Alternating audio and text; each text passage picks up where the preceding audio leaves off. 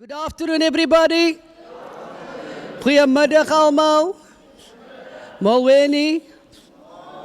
Assalamu alaikum wa rahmatullahi wa barakatuh. Before we start, just a little bit of introduction. Firstly, a warm word of welcome to all of you, and especially our esteemed guest, Ncumisa Sopangisa, who will be one of our speakers later. Mr. Ernest Moore. We don't want to say Mr., but Ernest Moore.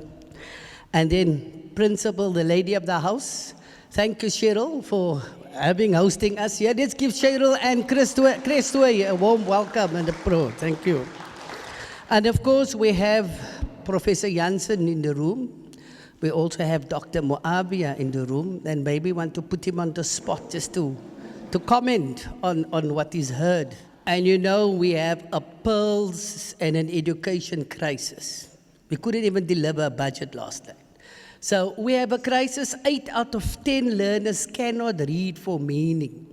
And hence, I took on my name as a person, a champion of little ones who will instill a love for reading.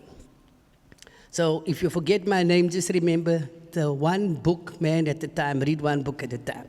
So I'm the education lead at Citizen Leader Lab. And this program, our school leadership forum, where we run programs throughout the year, through all the different provinces as far as we can, and depending on our budget, we are proudly sponsored by my school. And I'm sure for those who don't know, who don't have a My School card, we have cards on the table. Every swipe counts. My school is celebrating 25 years of really making a difference. And they have been walking alongside Citizen Leader Lab for 12, 13 years. The question was asked, what was the one thing I wished I knew before I became a principal? And I'm sure there's more than one, okay? So we're going to ask Ncumisa. As you might have heard, my name is Ncumisa Sopangisa. I am the principal of Ncumisa Primary School. I joined Ncumisa Primary School in October 2022. Just giving up a background about the school started in 1968 and it was established in Simonstown, after which it moved to Gugulethu. That's where it is now. Ncumisa Primary School is classified as a quintile 3 schools, and it is no-fee school. We have 363 learners, so it is quite a small school. Joining the school as a principal in 2022, I had certain expectations about the school, and I know even the organization, meaning that the teachers and other people had certain expectations about me. But when you get to the school, you get to a reality. So it's expectations versus the reality. I knew that as a principal, you need to have the qualifications, you need to have the skills, you need to know the policies of WCET, you need to know the laws, SASA, South African Schools Act, Public Finance Management Act, Education Labor Relation Act, and others. I won't mention all. And recently we know that Bella was also introduced. But I realized that it was not only that. You have to put things according to the context in which you are working at the school. So there were, I would say, there were things that kind of scared me. First one was the fact that I was the 4th principal within the space of 4 years. And there was also an expectation that I'll be leaving soon. And I must say this, also, it was true that every day I was also thinking about leaving. But I was worried about the fact that I'm the person who likes to leave a legacy. So my conscience wouldn't allow me to leave, but the situation was pushing me to leave, and that was what I didn't know. Secondly, I realized that the school was kind of led by the community, and it was not something that was not possible to hear that the parents were at the school coming to beat the teachers for whatever reason. I'm not saying it happened to me, but those are the things that were shocking to me. My perception about the principal was the fact that being a principal involves more than just being a good fit in the position in order to be able to achieve the vision and enhancing teaching and learning. It is not solely about having previous experience as a principal in a large school. I realized that those were not applicable at the school. And then I had to start a new journey and forget who I am, forget what I have. I was placed with huge expectations that I hope we all know that the schools are judged according to systemic results, which sometimes I'm not happy about that. So we need to think what is meant by a good school. Is it about systemic results or other things? So the expectations was I will move the poor results to good results. That's what I picked up. I received hostility from the teachers. Hence, they were expecting that I will also leave because the other principal left the school. And also, there was expectation that I will do what I was doing in the previous schools that I worked with I worked as a principal before. So I think they kept on going to check from the previous schools what I was doing right, what I was doing wrong, and it would be brought to the school.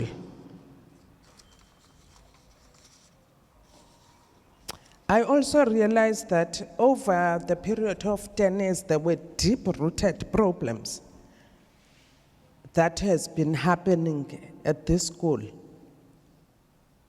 That made me to kind of scared. I lost trust about myself. I lost confidence.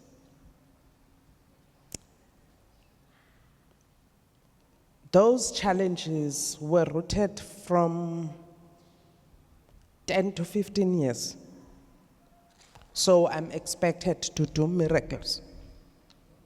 What I'm talking about is not only based in all schools, it's based on my own experience. I know we'll have different experiences from school.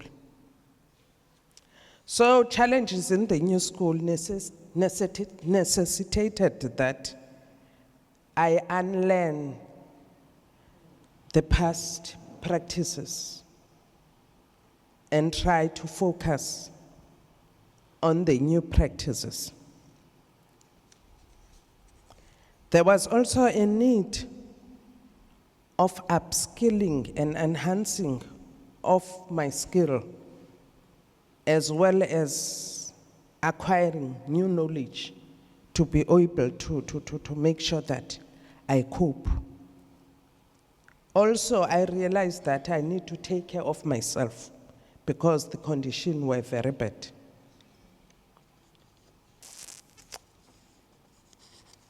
So, what was really happening?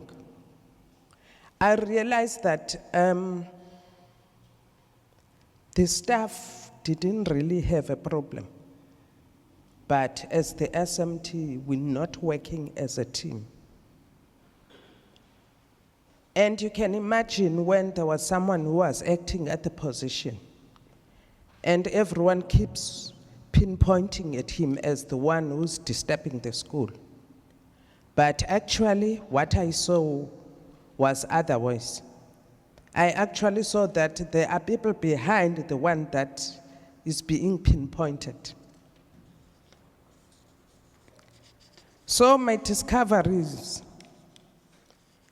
as a new principal was to work towards building a team. I had other means that I could use, like progressive discipline in other instances, but I chose to work to build the team. Also, I had to make sure that I make unpopular decisions sometimes.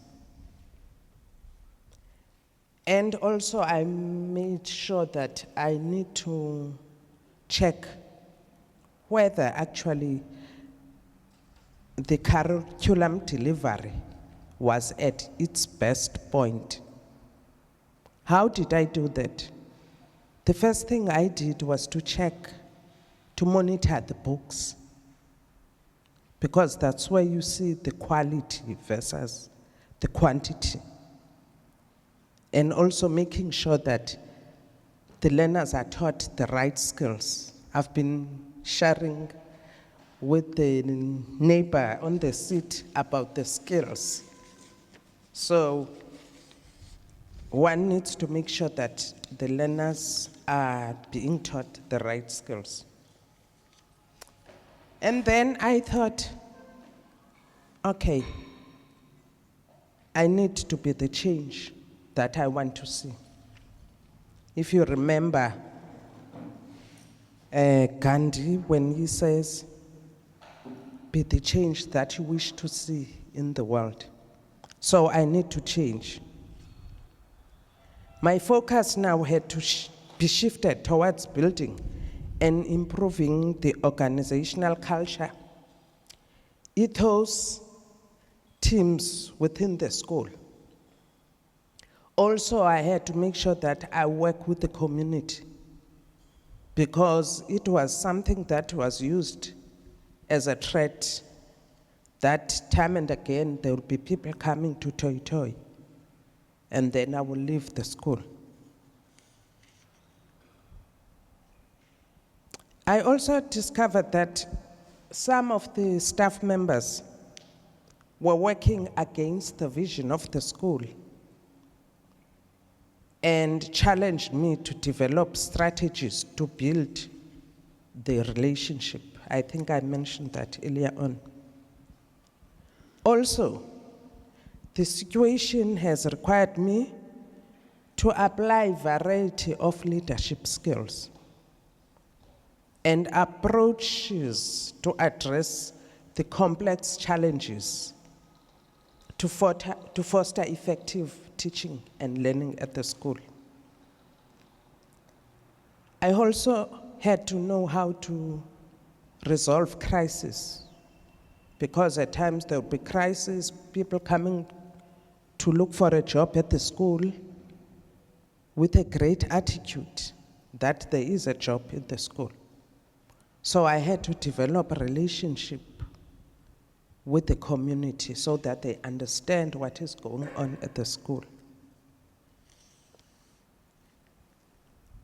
Actually, the first 2 years that I'm in the school, I've been dealing with crisis management. And as I said, I thought of resigning, but I didn't want to leave that kind of legacy on my name.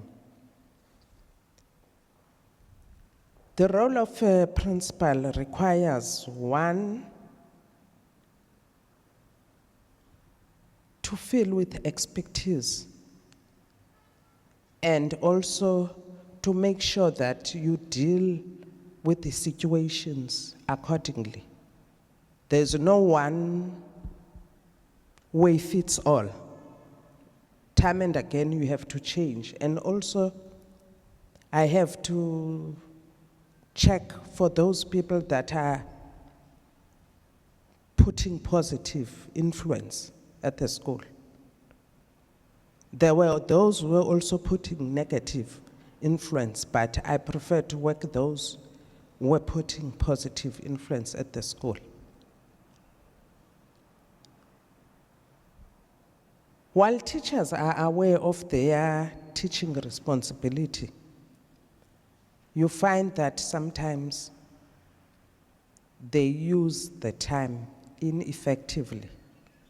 They forget about time on task, which is very important. And you'll find out that when they do other activities like fundraising, they do that diligently. Whereas when they come to class, they're not so diligent. So you have to take note of those things and see how you solve those problems. Excuse me. As I said, you're not using one way. There are many different ways that you can use. There's so much that I can say about, but I will not say much because I know I don't have much. I only have 15 minutes. So I can say that from hard working, things are improving slowly but surely. When I get there, the systemic results were 1 digit. Let me say 6%. That is a reality. So as from 2023, we are moving a little bit. I am not happy about that, but I'm very happy about the fact that instead of going down, we're still moving up. At the same time, I've realized that sometimes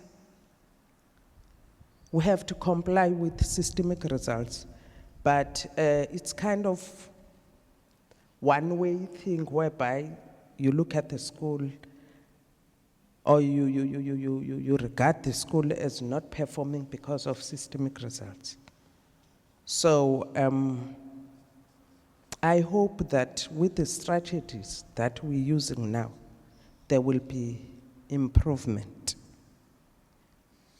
Without saying much, I have so much to talk about, but I must say that this has been the worst time of my life. But at the same time, I'm very happy that things are moving towards improvement. Also, I realized the fact that to work with other organizations, you can't work alone. You cannot work alone. You have to get expertise from other people. For instance, I'm part of Citizen Lab, and they have helped me to develop myself, to do a reflection about myself, so that I'm able to interact with other people. Thank you very much.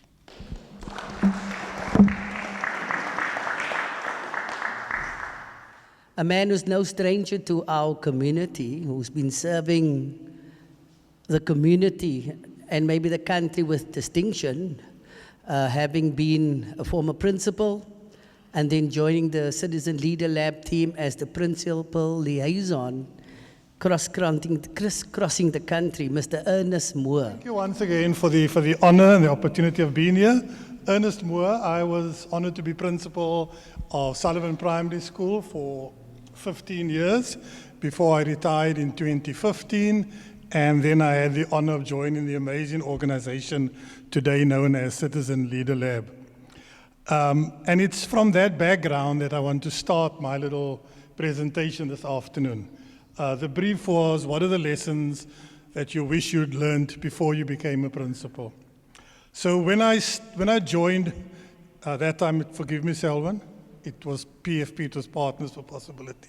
So when I joined Citizen Leader Lab at the time, I got to travel to schools. In the first year, I must have visited about 60 schools across the Western Cape, including the Winelands and other outlying areas. The first lesson that I learned through these travels as I met principals whom I'd never known before was the lesson of building bridges rather than building barriers. I don't know how many principals are here and how many aspirant principals are here, but I remember in my early years as principal, and I'm sure some of you will identify with that, when we had circuit or principals meetings, there would be tables set out. And I promise you, as people would arrive at those meetings, you would find the 4 principals who arrived with the school's combi from on a particular side of the line, they sat together. The principals from the Lavendale group would sit together. The principals from around the Steenberg group. And this is just how the meetings went. And at no point was there really a cross-section, a coming across about meeting and discussing with principals from outside your area. When I joined Citizen Leader Lab, there was a school out in Klapmuts. I drove home from that school and I said, gee, I want to go back to being a principal. Ronald Franz was the principal there at the time. He ran an amazing school. He had a library concept. During the daytime, it was a school library, and after 3, it was a community library. It was such a successful, simple thing, a concept, and he was running this effective school library.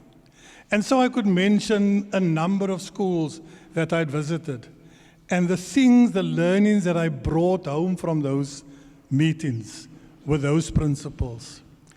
And all of that happened when I decided to step outside, not when I decided, but rather when I was given the opportunity to step outside of the boundaries of my own circuit or even my own district. And it struck me then how important it is and how much more we can learn when we are prepared to build bridges rather than build barriers. Because we are so inclined to you and I in this area, we are the ones who are going to make things work. The second lesson, which I learned through this, was how important it was that we put collaboration above competition. Don't we know the age-old story of how I'm going to make my school the best school? And when we get something, how we hold on to that. So we build a school hall, and people come to us and they say, how did you get this right? Just look on the website, look for Archway Foundation. I'm sure you'll find information there. But I met with the CEO. He's on my phone, but I'm not prepared to say to the next principal, let me see, maybe I can set up a meeting. Maybe we can do this together. We're so scared that other schools are going to have more than what we have, or they're going to have better than what we have. Again, in my experience in meeting principals across the country, is that when the principals share the language about at our schools we have accomplished this. At our schools we're now working on this.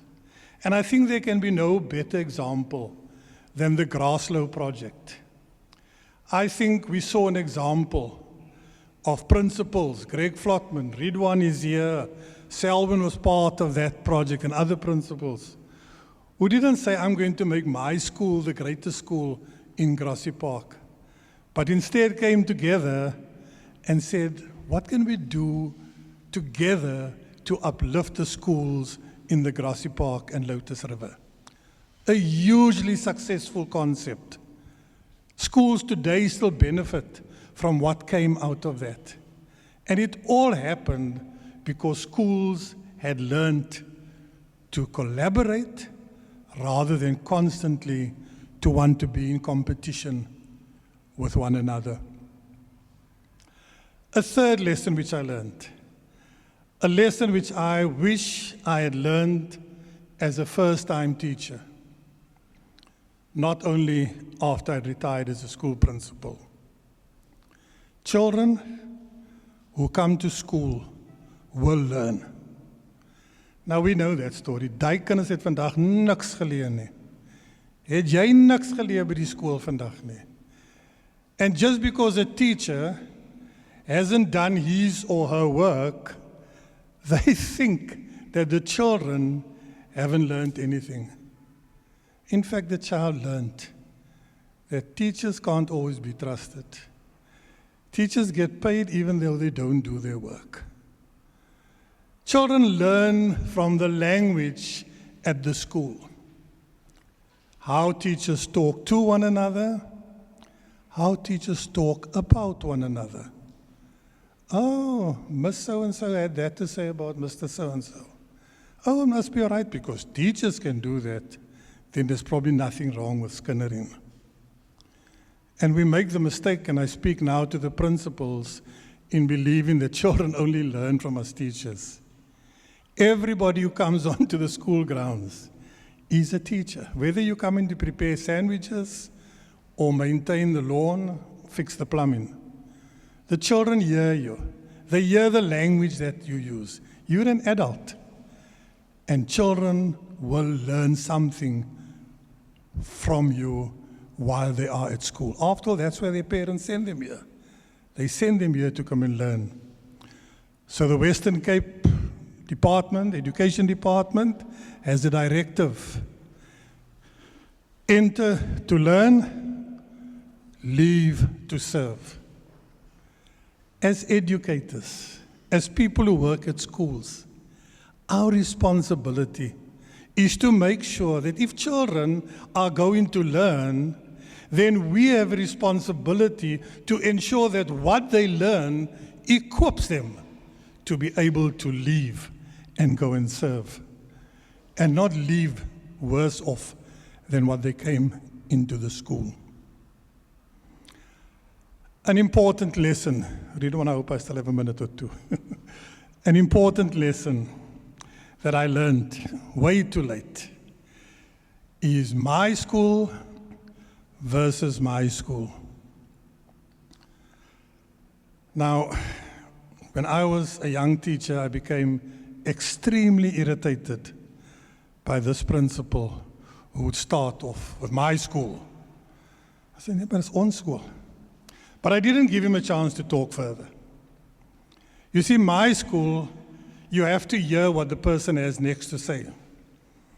Is it my school, at my school I, or at my school we? Therein lies the difference. You see, because my school can be a sense of pride, a sense of ownership. This is my school. I'm identified with the school.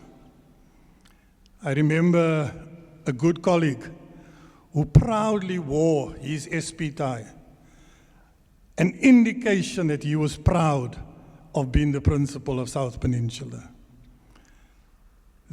It's not what the principal says when he says my school. It can be a positive thing. But it's when the language goes, at my school, I have an assembly every week, and I make sure that every teacher has an opportunity or has taken over an assembly. That's what I do at my school. As opposed to, at my school, we have an assembly every week, and every teacher is given an opportunity to participate in that assembly. They're both my school, but it's the language that continues. And to me, it's an indication, it's asking the question, Are we running our schools as if we own the staff? Or are we owning the school and running it with the staff? And I want to leave these few thoughts with you this afternoon. And I hope that there are aspirant principals here, that you will take these few simple lessons. They are lessons which I think I may have learned too late in life. But I hope that there's still time for you to be a successful leader. Ridwan and company, thank you.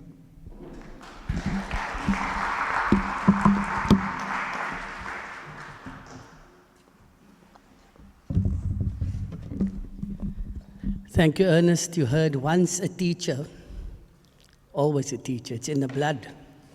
The Prof, it's in the blood. Next up, the lady of the house. I would like to call Miss Caring Cheryl to the front. I'm Cheryl Jacobs. I've been with Crestway for 30 years. It's amazing to think that 30 years, I'm going to turn 60 this year, 30 years. 30 years of my life I've spent at this school. I remember when I started at Crestway, I only had a son. So my daughter is as old as the democracy. And I always thought, it's always, when I get so, sometimes when I saw the kids, I say, oh, juffrou raak ook nie oud nie. Dan is ek seker oudgebore, want ek But I loved always being part of the school. What the school stood for, and what the school meant in the community for many, many years. I was proud to be associated with Crestway. I was the deputy principal for 9 years at the school. And I think, and we were just next door at what we would call a derelict building. There were many, many studies about that building. By then the UCT architectural students declaring that school a derelict building. Just excuse the English, ek is Afrikaans huisstalonderwyser, but I'm trying, yeah. And then we moved to this new building, and everybody will always compliment us about the school in 2020. So we just moved from next door till here, and then lockdown level 5 happened. And we were confronted with something that nobody of us has ever been able to navigate through. And I remember when sometimes people ask, what would you say would be your greatest, or an achievement? And I remember many of my colleagues were sitting here, and when we returned, remember it was first the SMT returned, and then the grade 12s. And I think, and then we had a principal then, and I was the deputy principal, but I think then I started to cement my role as, can I say, the future leader of the school, navigating us through COVID-19. And then Mr. Seifers decided to take early retirement, and then I was the acting principal. And in November 2023, I was then appointed as principal of the school. So I'm quite new at the post. But then you may remember, and I'm not one for social media, but I'm just follow my eye over there, put it on Facebook, and it was a big hoo-ha about now being the first female principal of the school and this. And then November 23 happened, and suddenly we were the worst performing school in the province.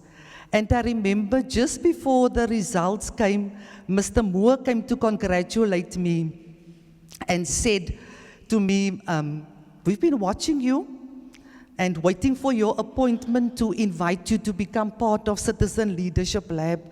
But all I could think about is, oh my word, 35%. And then I had to decide, but I'm not 35%. None of us here are 35%. And it is my job as the new leader to make sure that people never feel, or let anybody make you feel, that we are either underperforming.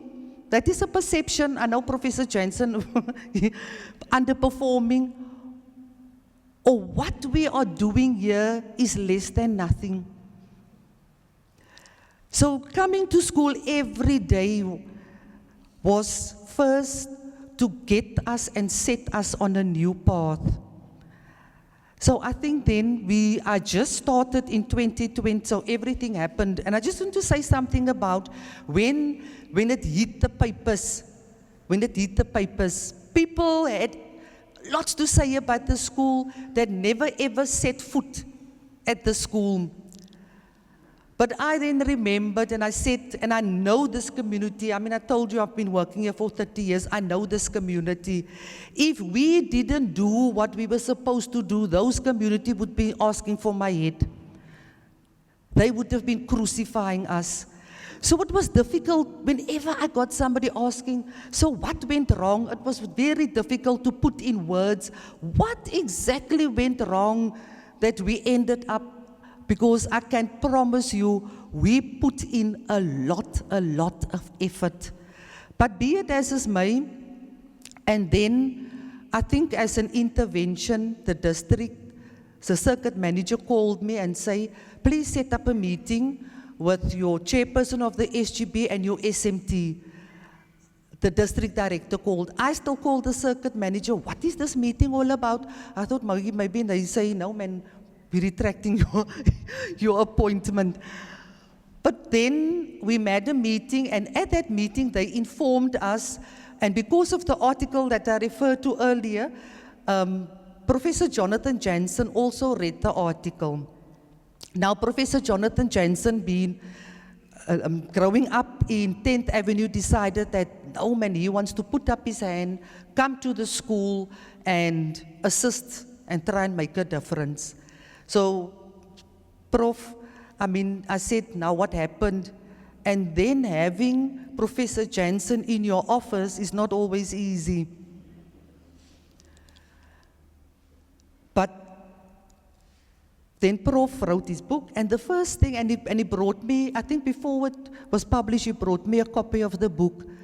And in the book, Prof wrote to one of the best school principals that I worked with. And that meant a lot to me.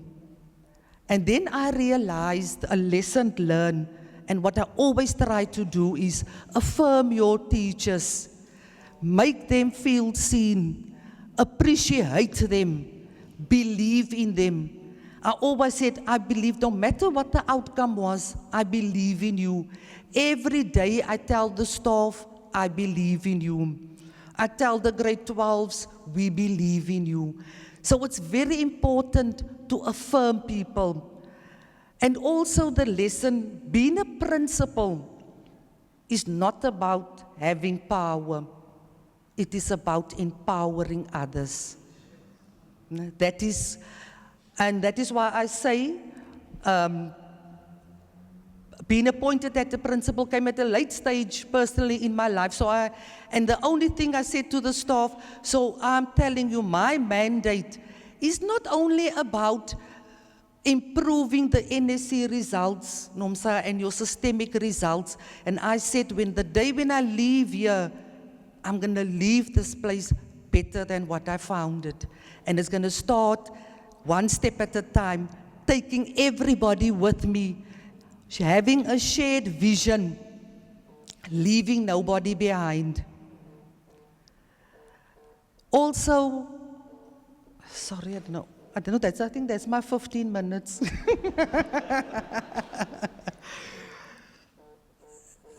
Sorry. That's actually the district, I think. No, don't worry about the district, Prince. And I just say, you spoke about SESA and ATPs, SIP. You know what, and I say when they come here, where's your SIP? Where's your APIP? Where's your SIM, SSE? Then I tell them, you know what?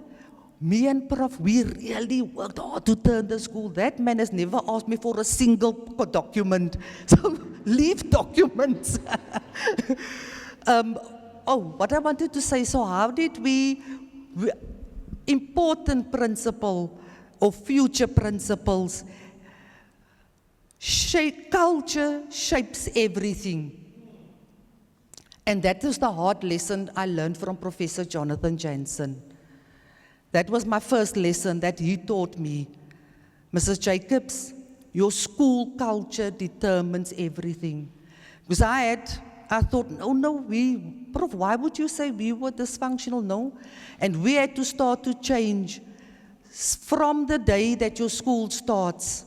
So it was zero tolerance for late coming. And it wasn't easy because we know the community to have their buy-in. Why must a learner be here on time? Every minute counts, every school day counts. And then we started to change the culture of the school. And very important, you as the principal, the lesson that I've learned every day, you as the principal sets the tone of a principal sets and impacts the entire school. It starts with you. And I always strive, day after day, I strive to be the change that I seek. I strive to be, you can ask them, I say, when I teach them a lesson in the morning, and I say, now that you know better, to do better. And always remember that perseverance, to be resilient, Ncumisa, and because every day you feel, at times you feel, I just had enough. Why should I continue? But think about the community that depends on you. Think about, we are a school of almost 1,250 learners. They depend on you to be that agent of change at your specific school that impacts a community. So being a principal, I think, for me, is like a blessing. You know, we ask for so many blessings. And I think for me, that I was chosen for a specific time to lead, to me is a blessing. Not easy, but it is indeed a blessing to be a principal of the school. Thank you. The golden thread that I see today is that we need to lead with hearts. And in the word of the old wise man who has passed, when he says, a great head and a great heart are a formidable combination. So if you step into leadership, the lessons I hoped I learned is that if you have a great connection between your head and your heart, and you lead with that, you'll move the school forward. And so, Prof, I want you just to indulge me for a few minutes. I just want to ask Dr. Moavia, may share what some of the things that they've heard this afternoon. Afternoon, colleagues. I came to have some tea and now end up being part of you guys. It's good to be with you, and often, most of the time when you are put together as principals, often would be people speaking to you about the rules and regulations, all of that. So this is a good space for you. At my age, and we have been in the democracy for 30 years. And I would have loved this conversation to be like during the first 5 years of our democracy. We're now in the 31st year, and we're talking about the same kind of conversation we should have had. And I think, Mr. Moore, you spoke about the groupings that people are sitting in.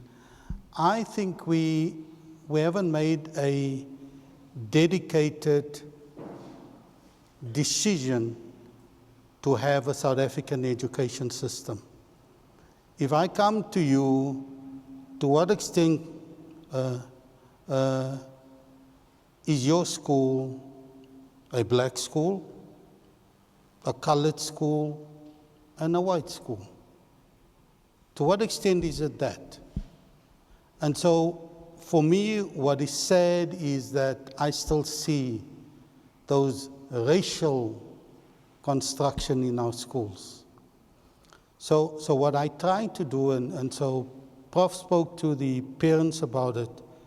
So my energy that I spend is trying the schools to shift away from focus on teaching, then focusing on learning. At the moment, it's all about teaching is only an input.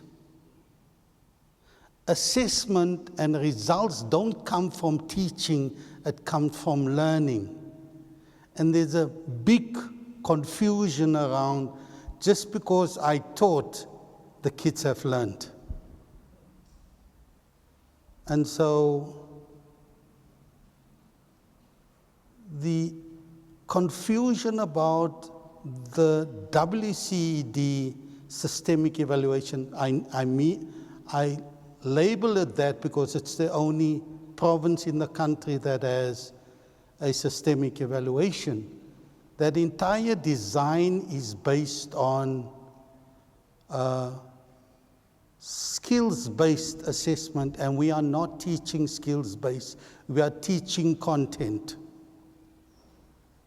And that's why so there are two totally different things. And so the last comment that I want to make is that for you as leaders, and so I did some training at Pretoria University to principals and so on, that for me, you as a principal, if whatever decision you are making, if it's good enough for your child or your grandchild, then I'm okay with it. But if it's not good enough for your child, why should it be good enough for some else's kid? I used to do a lot of training of principals, and I did a lot of work in Limpopo, Eastern Cape, Mpumalanga, and the normal thing that I used to do is asking them, what is your target for this year? How many kids are going to pass? So it would be 80% or whatever. And so my journey with them would be the following. So if your pass rate for this year is 80% and 20% failure, I want to I would give you a prayer. And my prayer is the following, that God would make sure that in your school where your kids are, if it's your school or another school, God needs to make sure that your child should be part of the 20% who fail in that school. So obviously, people will get upset. So I said, that's my prayer. Because why should it be someone else's kid, not your kid? And so just because you always think, and because you are middle class, you're not poor, marginalized communities, you guys have a voice. Quite frankly, if your grandkid is in the school, people might know how connected your kid is. And if your grandchild is failing, the principal will say to the teacher, just go and check, make sure, because you have a voice. But the parents who don't have a voice, no one is checking to make sure that there is a mistake or not a mistake. And so, a lot of stuff that I do, it's not just province related. I'm very concerned about the country in particular. And I shared some data. I didn't want to, and I've got a friend we've got Dr. Cranfield, and he's in mathematics. And he said to me, had you look at the TIMS results? I said, I don't even want to look at the data because I know I'm going to get upset about it. And so he kind of forced me to look at it, and I shared one slide with data, and I want to end it. what the slide of the grade 9s are showing is that the best performing, the top kids in our country is performing at the same level as the worst kids in Singapore. So the same kid whom you give A's and B's here would have given an E and an F or whatever. And so that's to do with quality assurance, guys. That's to do, it's like, I think I spoke to you about it. I said, would you be comfortable to take your project results and test results and investigation results and give it to another school to go and evaluate? If you're uncomfortable, it means that your results is not really the same results as someone else. And so I'm concerned that how we still have those different worlds where, and I think the last point I said to the principal of Crestway, Mrs. Jacobs, I said, the change for me in Crestway is when we can see that less kids go to gangsterism, more kids can go into an opportunity because we're only focusing on exit out of school and not entrance into opportunity. An opportunity doesn't need to be university, it could be workplace or and so on, but if education doesn't create an opportunity, the essence of education is to make you independent. If you're still dependent and you become another, if we produce more SASA people, then we are not doing what education is supposed to do. Thank you very much, Cheryl.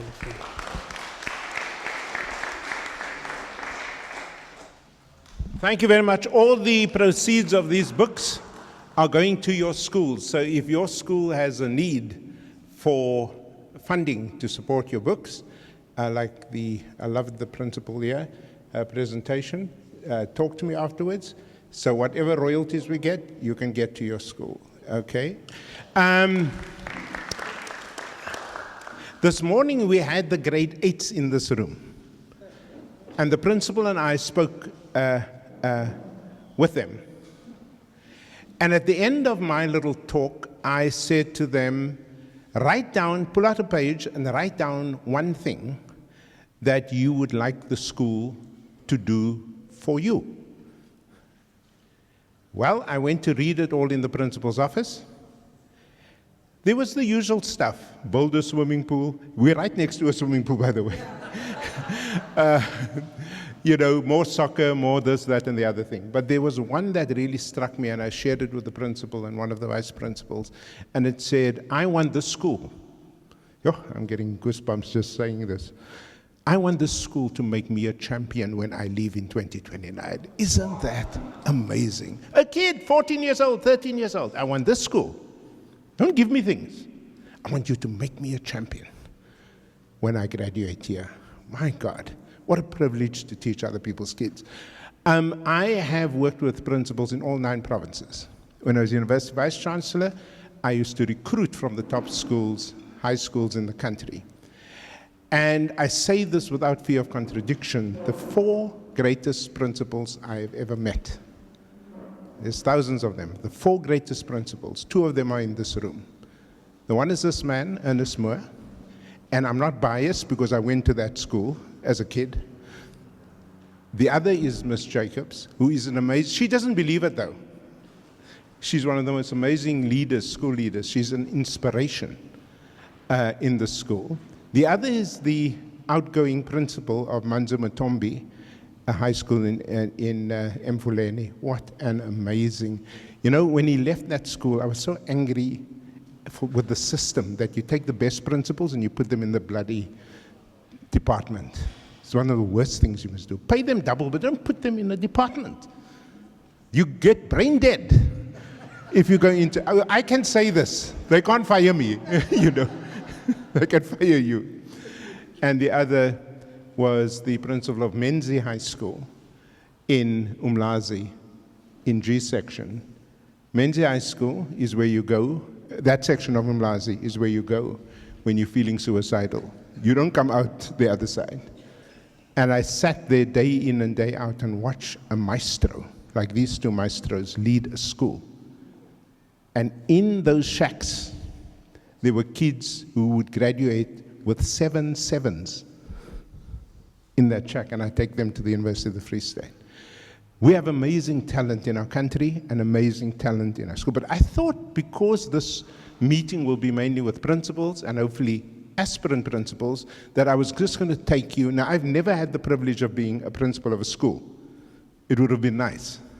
The highest I went into school was the head of a science department in Friedenberg at a school now called Western, and then also at Trafalgar, where I worked with amazing, amazing teachers, like Sally Adams, probably the best physics teacher I've ever met, and so on and so forth. But I've been leaders, as you know, in universities around the country. So I'm going to speak more from that perspective and what I see in some of you. And I thought what I would do is to talk a little bit about the difference between knowledge, where you started us actually. I don't know if you realize that in your presentation.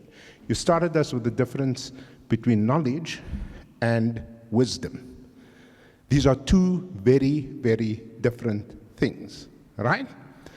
So last week, when I was at the school, you can read that on your own, but it will come out in the next few minutes. Last week when I was at the school, walking around, just checking how the kids are doing, as the principal said, we're trying to rebuild the culture of the school because there's a direct link between culture and performance. Only Michael Fullen and one or two others of us, he's in Toronto, University of Toronto, actually study school culture for a living. Everybody thinks you can get high performance without culture. You're crazy if you think that's going to happen. Your results will go like this. Okay? You've heard from the business world people saying culture eats strategy for breakfast every day. It's not true. It eats strategy for breakfast, lunch, and dinner. It overwhelms everything in an organization, whether it's a private company or a university or a school. And so if you don't have a strong culture, we are building a strong culture at this school, but we're not there. We're far from there yet. There were 7 teachers today who were not in their class at the start of a period for 3 minutes. Do you know how much chaos you can get when not everybody is playing ball? We'll get that right because we have good leadership. It's easier, let me just tell you this, to change the kids than to change teachers or older people. I've led universities try and change those professors. They think they know everything, right? And so you have to find ways of changing. It's not difficult, but it's easier with the kids. Anyway, I'm walking around here, and suddenly I see something that is countercultural in terms of what Ms. Jacobs is trying to achieve. There's a kid, and she's in grade 8. She just got here. Sy's nog nat agter die ore. She just got here. And she's walking as if there's something wrong with the vertebral column. So she comes walking like this.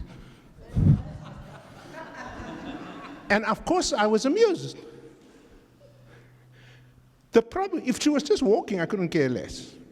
But she was fighting with everybody along the way. I said, this is strange. We handpicked these kids. Don't you let the cat out of the bag here, but we chose them very carefully. Because this used to be the school where everybody who didn't get in to Lavender Hill or Sibelius, they came here. Those days are over. And so in comes this kid, walking like this, screaming at other kids as she walks. I said, my girl, come here. Come with me. So she comes with me. The principal was at some workshop that day. So I sat in the principal's office with this kid. And I said to Debbie, this principal secretary, start writing 1 week suspension or something like that. So Debbie goes and starts typing up the suspension. So I said, my girl, tell me something. Where the hell did you learn all this stuff? Why are you fighting with people? You just arrived. I'll never forget what she said next. She said, sir, my father is a major gangster. That's all I know. I said, Debbie, tear up the letter. Knowledge is following the rules. Knowledge is being hardigat. Knowledge is being able to say, according to Bella or Billy or whoever the next person is, according to the South African Schools Act, according to the regulations from the department, this girl threatened Mr. Liebenberg, disturbed other children, get her out and bring her parents for a SGB hearing. That's what the rules say. That's knowledge. Wisdom says context. Wisdom says empathy. Wisdom says she is too young for you just to kick her out because we do something unreasonable in working class schools. You know what's unreasonable? It hit me like a bomb last year. The kids, not all of them, let me be clear, come from very dysfunctional homes. Do you know this morning? Bear me out, Adele. Adele's mouth almost dropped. I said, how many of you went to bed last night? Grade 8, after 10 o'clock. Their hand shut up. How the hell do you go to bed? Because I said, what happens? We're tired, sir. What did you do? Serious, sir. This was the one grade 12 kid. My point is, you can't expect the kids who come from, not all of them, very dysfunctional environments, to be angels when they come through the gate. Are you mad? And therefore, our role is to be countercultural, is to teach them things patiently. You have to be like a preacher. You know, I no longer go to church. I mean, I love the spiritual world, but I don't go to church because you're preaching the same crap that you've been preaching for the past 40 years. There's nothing new about me. The wages of sin is death, I know. And so you have to every single day remind these children, A, that you love them, obviously, but B, that you're going to be tough on them. Because they cannot come to school and do what they do at home, what they see at home. One of my assistants who used to work with me at schools, 9 schools in the province, she said, Prof, you know, I've looked at some of these schools. You actually have a giant trauma center. And I thought to myself, I didn't think about that. So know the difference between knowledge and wisdom, and now it's going to get difficult for you. I'm quite sure somebody's going to call me tomorrow and say, leave Crestway immediately, pack your bags. Actually, my bag's on my boot, so I'm ready. If the department or one of these functionaries comes to you and says, this happened this week, by the way, it happens every week, you are behind on your ATPs, what is the correct response? I'm busy with the kids. See me after class. What is the correct response? I would say I was teaching the children instead of a curriculum. Why are you behind with your ATPs? I had a lot of people to deal with. No, that's not a good answer, my bro. I'll fire you. I'm the principal.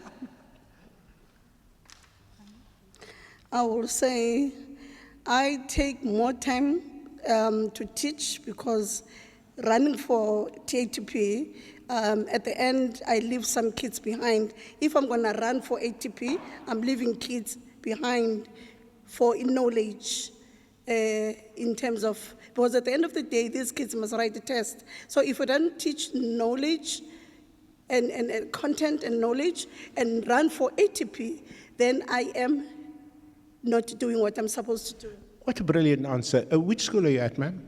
I'm at Crestway High School. Yes, I know you at Crestway. I'm trying to. Because when we do diagnostic tests, and Dr. Cranfield is coming to show it for us for both mathematics and home language. When you do the diagnostic test with grade 8s, you know that letter they wrote, miss? I don't know if you've gone through any of those. The spelling errors is unbelievable. They couldn't spell last year the name of the school they just came from.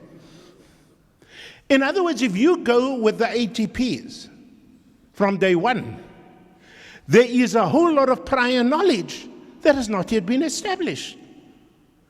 And that's the problem.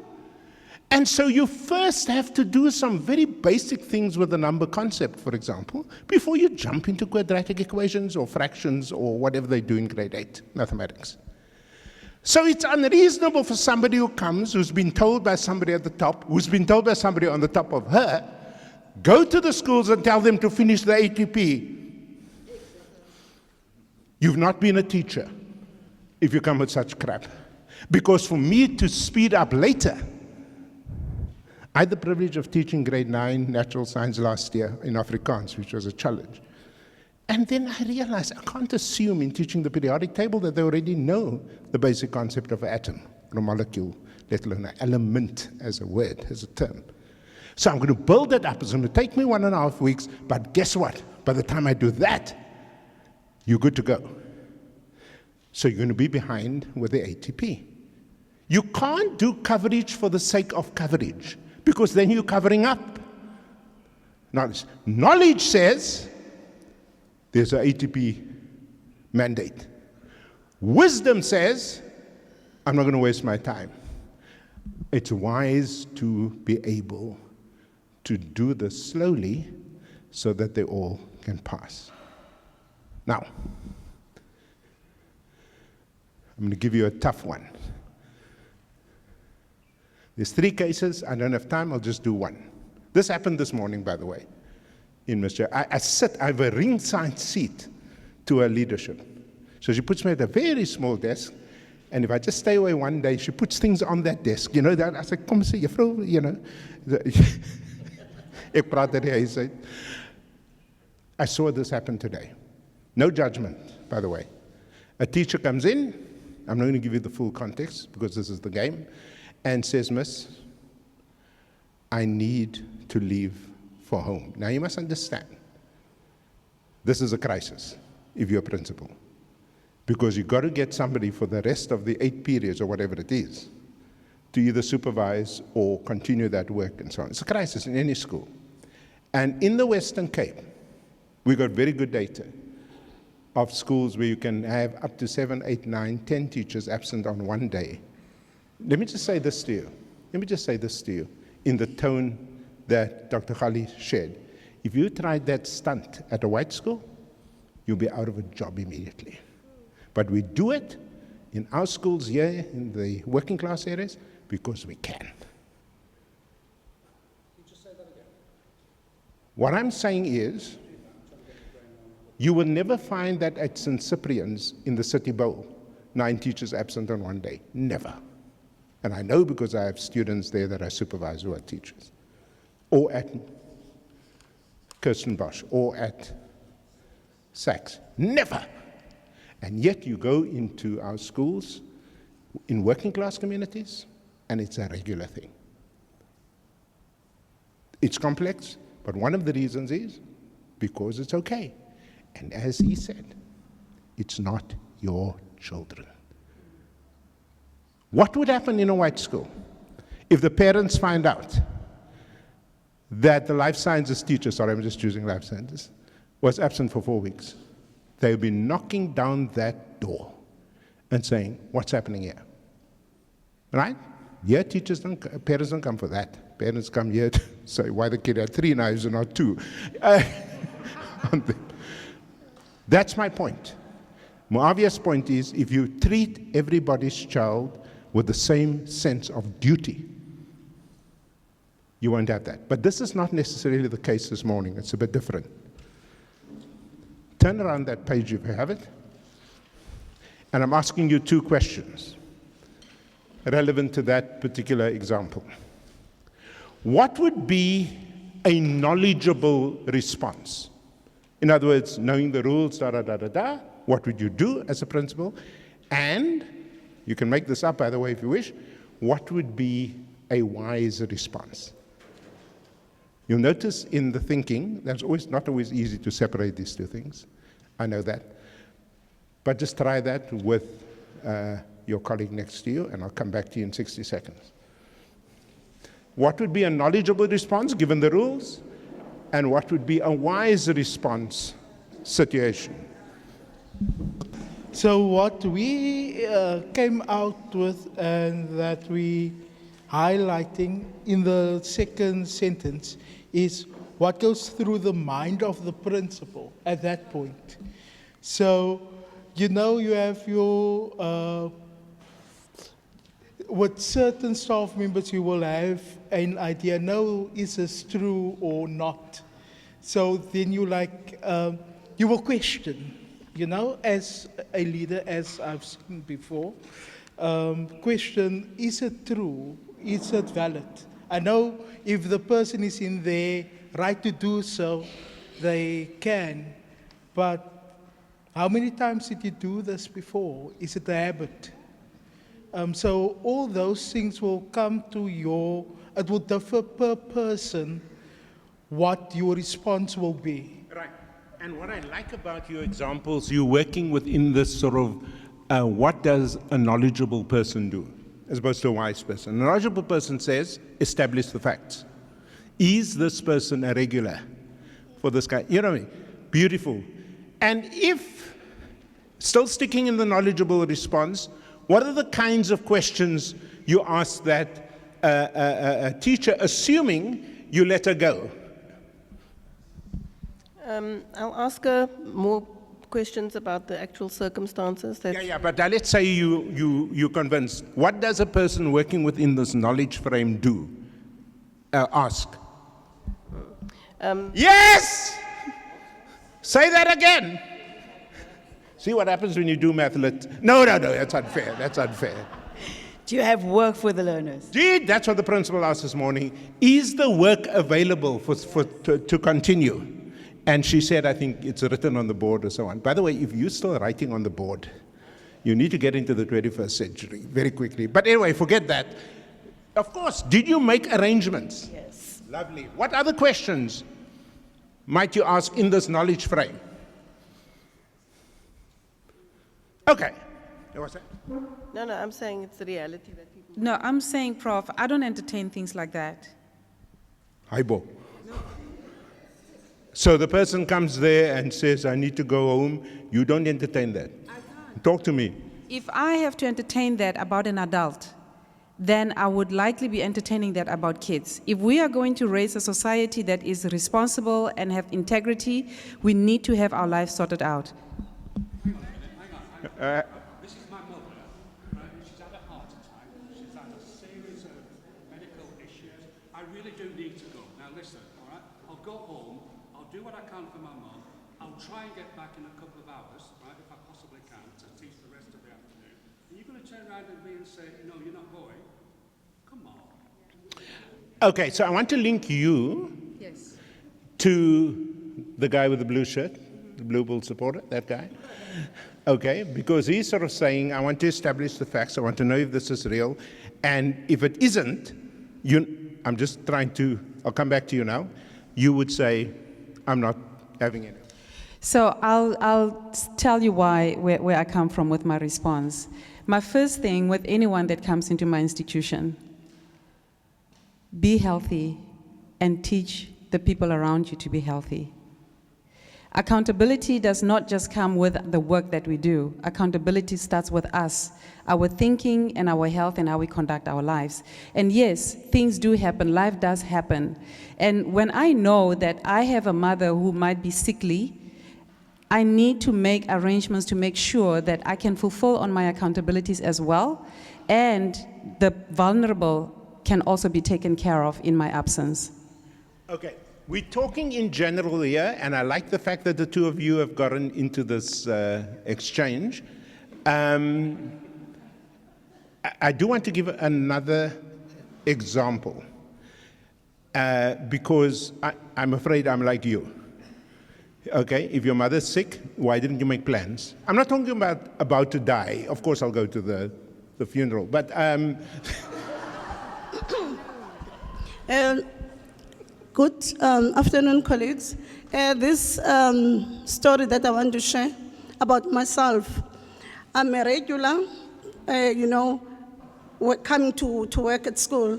I'm a regular attender of school. And I believe, I think it's something which I taught to myself, that I must be at school, because when I see the picture of kids standing outside my class waiting for me, I have that picture while I'm at home, that my kids are outside. So now I'm putting more work for other teachers to look after my classes. It happened in 2023. I got sick. Yes, it's something that I was feeling the whole time, but I was keep on coming and coming and coming. I think my body, gave up in that morning. When I called my principal, I was on my way. I said, Miss, when I have a problem, I always call my principal because I want her to know that this is the situation. I don't send messages, but I want her to know that this is the situation, knowing that I'm at work every day. So that morning, I called her. I said, ma'am, I don't think I'm coming today, the way I feel. And she understood me, And that morning, I had to be admitted to hospital. And I stayed almost a month in hospital to show that really that was something which was serious with me. So yes, ma'am. I don't know that situation. What I do know is you never miss school. Yes. Certainly not while I'm here, been here. Why do you think the principal says turn around? Because I know she doesn't say that to everyone.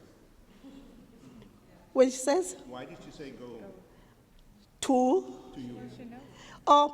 With me, she didn't say I must turn around. I phoned her on my way coming, then I had to go back. Yeah. No, she knows that I'm always at work. She knows that I'm at work. That's the point. She trusts you.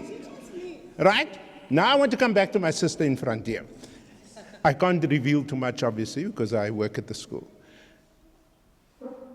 What if the teacher in question, I'm linking back to the brother over there, what if the teacher in question is heavily pregnant?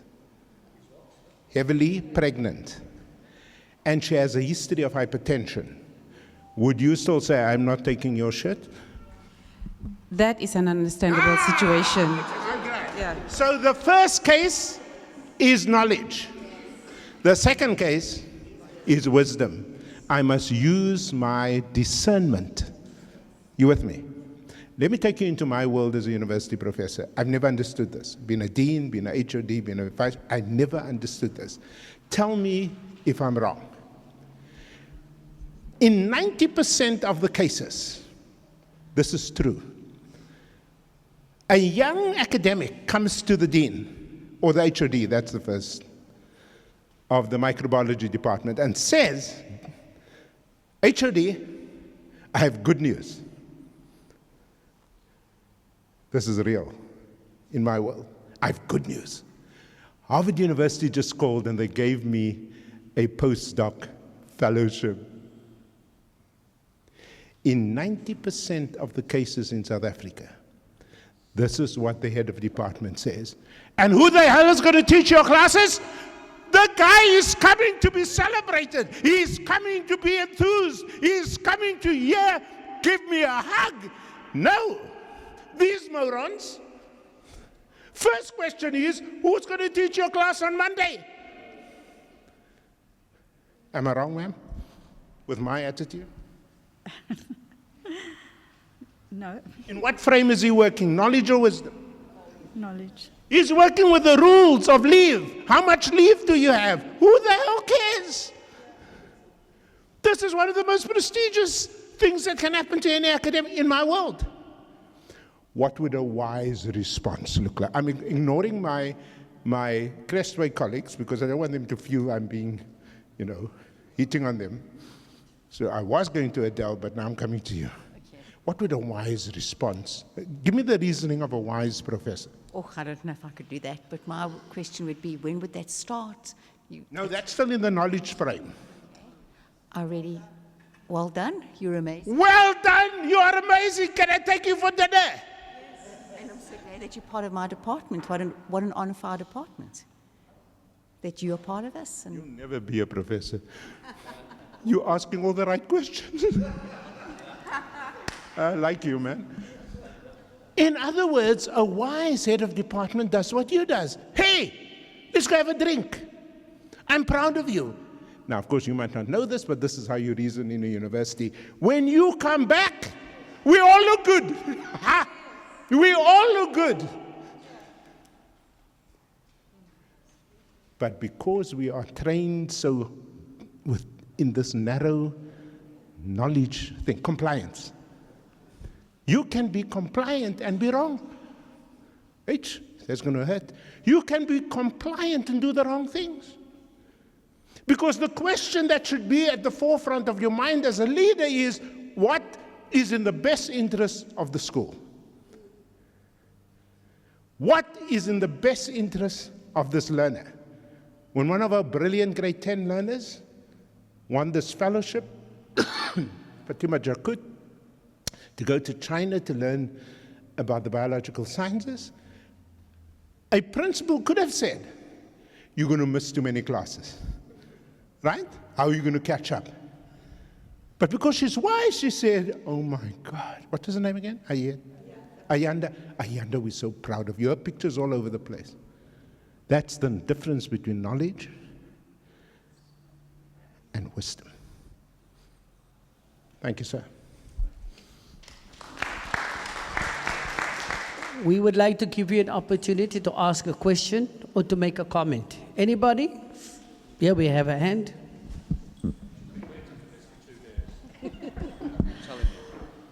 I think one of the biggest battles that we have is fighting against the WCED and their compliance. And we're coming across it constantly, where compliance wins every single time and the actual learning is not able to really happen because of this goddamn compliance. How do we deal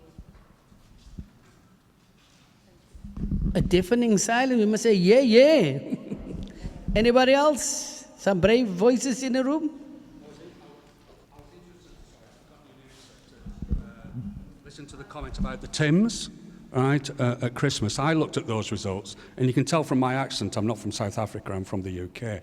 But when I saw the grade 4, right, for maths and science, and the data actually said that South Africa asked for the grade 5 pupils to be entered for those tests, to actually see South Africa at the bottom of those 60 or so countries, I looked at those results and I just said to myself, shit. What are we going to do to turn that around? Because if we don't, these children's life chances going forward are going to be severely impacted, unless we start now. And it doesn't start in grade 7 or grade 8. It starts in the foundation stage, grade 1, grade 2. You build it up. Right? So if maths is so weak, every school in the country should be doing something extra for maths every day. 10 minutes mental maths every day. Right? Start of the day, end of the day. Right, or whatever. Because if that's the case in another 4 years' time, I could cry.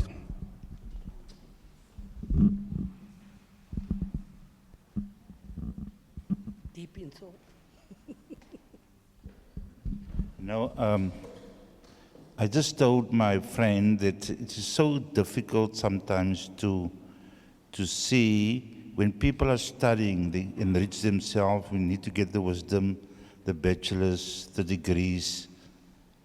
But on the other hand, there are people at the school working their butts off, trying to totally uplift the learners at the school. And when it comes to promotions, then the people who are spending all the years studying, they are the ones getting the post first. And the ones doing the job at the school, afternoon classes, extramural activities, they're not the one getting in touch. And that is a fight as since 1970 and still going on. What are we going to do about that?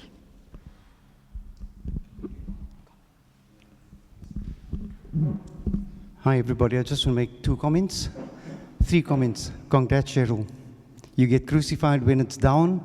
I think you should be celebrated that it's gone up. Let's elevate you. 2 comments, the one regarding the term results.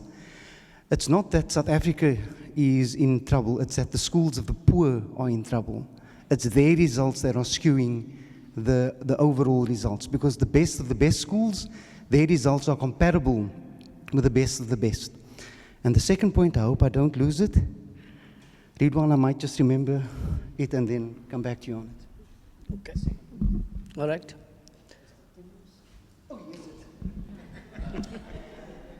It's that, in a sense, we're almost in denial. If Gaza's kids had to do the TIMS test, we wouldn't be surprised that their results are bad. South Africa's learners are very much comparable to those in conflict societies. We are not the post-conflict societies. The learners, the teachers are traumatized. I taught at Crestway at the old school, and I used to hear the gunshots go off. And that's not normal. And so before we just compare stats nilly-willy, we need to remember the context. Okay?